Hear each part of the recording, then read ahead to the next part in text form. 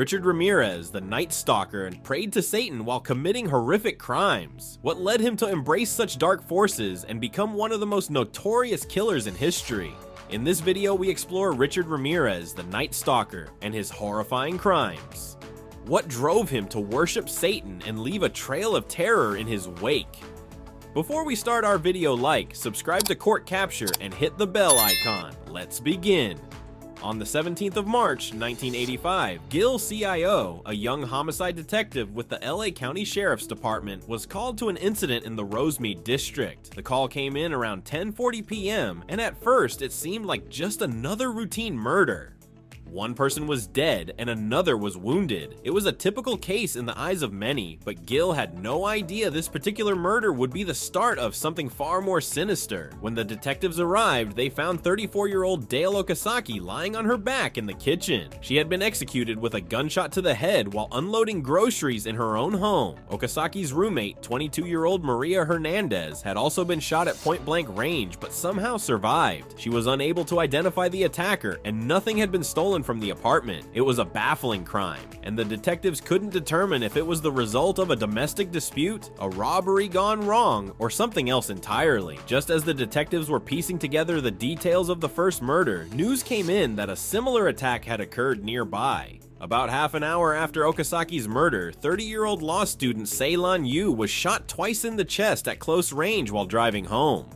This new development led detectives to believe they were dealing with a series of attacks, though they could not yet grasp the full scale of what was unfolding. Unlike the typical serial killer profile, which involves crimes of a very personal nature, like manual strangulation, stabbing, or blunt force trauma, the nature of these killings was chillingly impersonal. Most serial killers carry out their murders up close and personal, but the shooter had used a firearm, making it feel colder and more detached. Despite this, detectives began to suspect that they were dealing with a serial killer, though they were not prepared for how large the case would grow. On the morning of March 27th, the bodies of 64-year-old Vincent Zara and his 44-year-old wife Maxine were discovered in their home in Whittier. Like the previous murders, the same gun was used, but the crime scene was more gruesome. Vincent had been shot while asleep, but Maxine was not only shot, but also brutally stabbed multiple times. Worst of all, her eyes had been gouged out and taken as a grisly trophy. It was a disturbing reminder that some killers take souvenirs from their victims, pieces of flesh, jewelry, or other mementos, something tangible to remind them of their actions. The mutilation and the trophy taking set this crime apart from the earlier ones, signaling a shift in the killer's behavior. The following week saw a chilling escalation. On April 15th, just 2 weeks after the Zara murders, the killer struck again, this time in the home of a couple in their mid-60s, William and Lillian Doy. William was shot in bed while his wife, Lillian, was sexually assaulted, restrained with thumb cuffs, beaten, and left alive. The crime was unusual, as the killer had killed the man but spared the woman, a pattern that was starting to emerge. Detectives were beginning to see a disturbing trend in the killings. At least 2 murders involved men being shot while their female companions were sexually assaulted or otherwise attacked. It was as if the killer's motivations were evolving, driven by both lust and a desire for control. The women were targeted for their vulnerability, while the men were viewed as obstacles. This was a stark contrast to the usual serial killer profile, and it made the investigation even more puzzling.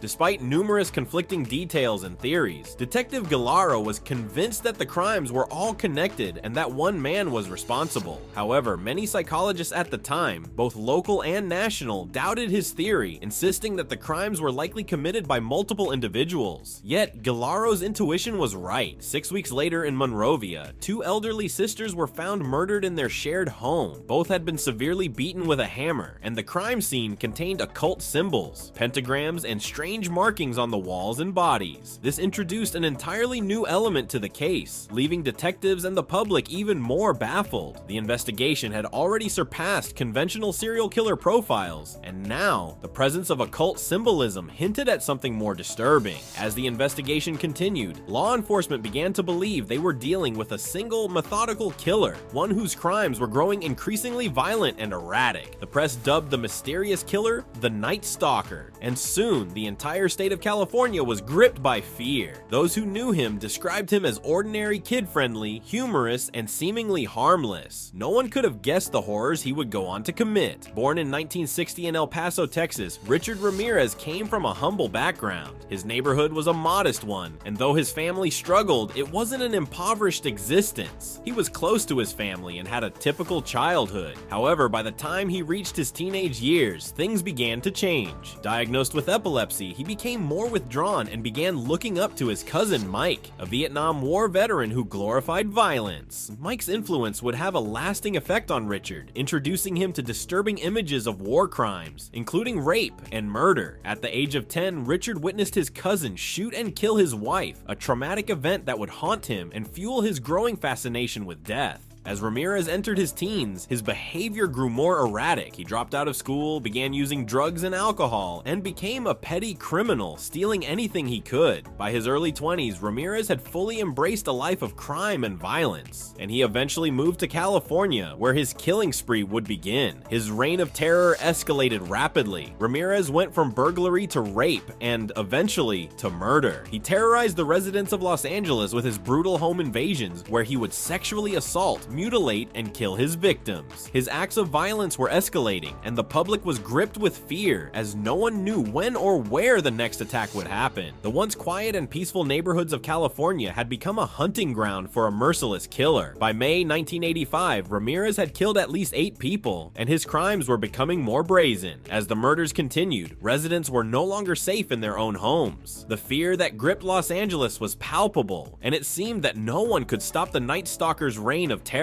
The Night Stalker's identity remained a mystery, but the investigation was about to take a shocking turn. Richard Ramirez, the Night Stalker, terrorized Southern California in the 1980s, committing brutal crimes from 1984 to 1985. His victims were men, women, and children of all ages, and his unpredictable methods included guns, knives, and satanic symbols. The fear he instilled led to increased gun sales, people locking their windows, and the widespread sense that no one was safe. His attacks continued throughout the summer of 1985, escalating in brutality, with some victims being forced to pray to Satan before being sexually assaulted or murdered. He seemed to derive pleasure from terrorizing his victims, and his random nature made him even more frightening. Law enforcement struggled to connect the dots, as the killer left few consistent clues. By August 1985, investigators finally identified Ramirez through a fingerprint found on a stolen car. A media campaign led to his capture when he was recognized in a convenience store, where he fled after noticing his face in the newspapers. He was eventually apprehended by citizens in a Los Angeles neighborhood. Ramirez's trial in 1989 resulted in a conviction for 13 murders and 30 other crimes, including sexual assault. He was sentenced to death. The reasons behind his violent behavior remain debated. Some attribute his crimes to a troubled upbringing, while others suggest a combination of genetics, childhood experiences, and environmental factors that shaped his dark path. Despite his upbringing, his actions show that the nature versus nurture debate remains complex in understanding such extreme violence.